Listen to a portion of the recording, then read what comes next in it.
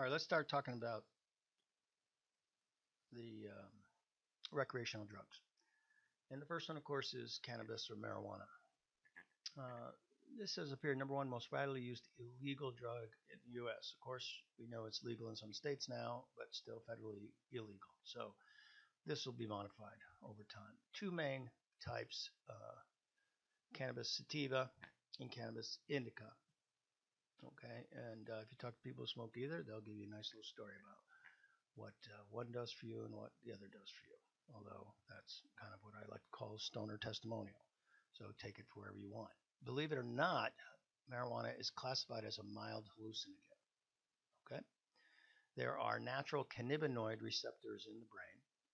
So you have what are called endocannabinoid receptors in the brain, and you have phyto, P-H-Y-T-O, cannabinoid receptors in the plant products. And these phytocannabinoids mimic the endocannabinoids that exist in the brain. And these are neurotransmitters, and these have receptors. This is one type of receptor, CB1, and it binds, and it is in abundance in the cortex, in the hippocampus, in the basal ganglia, and the cerebellum. Now, one way you can remember this is if you know anything about someone who's stoned, if you know the characteristics, they tend to think they're very creative using their cerebral cortex. They tend to forget stuff, which involves the hippocampus. They tend to have the slow, odd movement. Maybe don't feel like getting off the couch, right? And then not completely coordinated. Okay, so maybe you can tie those with those obvious stoner characteristics, and it'll help you remember what these areas are for the next examination. There are natural endogenous neurotransmitters that mimic cannabis in the brain. Anandamide is the key player. You have to worry about these two. These were on the radar. They're players, but anandamide is the big hitter. So anandamide is the endogenous neurotransmitter, the naturally occurring neurotransmitter, and that would make cannabis an anandamide agonist. Cannabis is an anandamide agonist in that when it gets into the body, it does similar things that anandamide does. The main active ingredient is THC.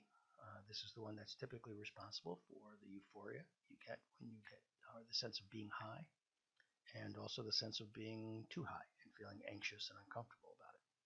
Of course, you may have heard there are dozens of other active ingredients. And we'll talk about a little bit of those in the next coming slides. So what happens when you get high in marijuana? Well, you have memory loss. It doesn't seem to last long, though. You stop smoking marijuana and you don't have any more problems. But this is why students probably shouldn't be smoking cannabis. It impairs tracking ability. Okay, if you saw someone stoned driving a car, they typically drive too slow. It's hilarious. It does cause lung damage. Of course, anything that comes into your lung, any smoke that comes in causes lung damage. But oddly enough, cannabis doesn't seem to cause lung cancer. It can, with long-term users, create emphysema-like symptoms, but very rare. Of course, too much of the active ingredient, THC, you can get anxiety, get panic attacks, you end up in the emergency room, have paranoia bouts. There's something called amotivational syndrome. This is where if you're stoned all the time, you forget to move ahead with your life. And, you forget to get a job and a family and that kind of thing, career. Is it a gateway drug? Gateway drug means, does this drug lead users to use other drugs? Well, the answer is funny there. The answer is yes, it is. People who smoke marijuana do tend to try cocaine, mushrooms, something else. But it turns out the real gateway drug is early cigarette use and underage alcohol consumption, because people who use those two drugs typically then move on to marijuana. That's a general overview of cannabis.